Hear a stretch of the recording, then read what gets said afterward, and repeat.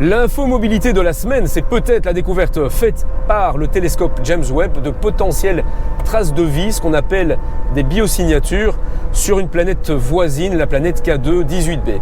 Voisine parce que située à peine 120 années-lumière, ce qui, par rapport à la taille de notre galaxie, la Voie lactée, et ses 100 000 années-lumière, effectivement, ça en fait une planète voisine. Si ce n'est que 120 années-lumière, ça représente quand même 1 million de milliards de kilomètres. Alors je me suis demandé s'il serait possible, avec quel moyen de transport, d'aller jusque-là vérifier s'il y a de la vie ou pas. J'ai posé la question à une célèbre astrophysicienne, Yael Nazé.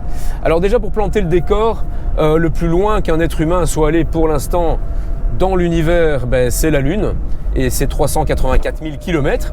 Le plus loin qu'une voiture soit allée, c'est le Roadster d'Elon Musk, et c'est 500 millions de kilomètres réalisés depuis son lancement en 2018.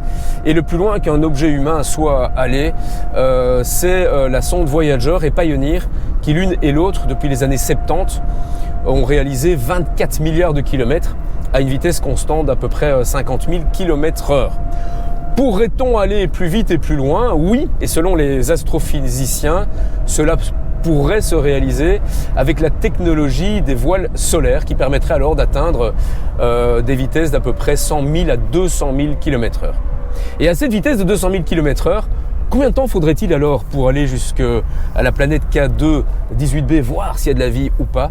Eh bien, même avec cette vitesse stratosphérique, il faudrait quand même 1 million d'années-lumière. Je vous laisse méditer non pas sur ce chiffre, mais sur un autre, celui que j'ai donné juste avant. Les 24 milliards de kilomètres que nous avons réalisés maintenant avec nos deux bonnes vieilles sondes Voyager et Pioneer. 24 milliards de kilomètres, combien d'années-lumière ça représente? Eh bien, ça représente à peine une journée-lumière. Journée que je vous souhaite excellente en vous souhaitant au passage. Et comme toujours, une bonne route.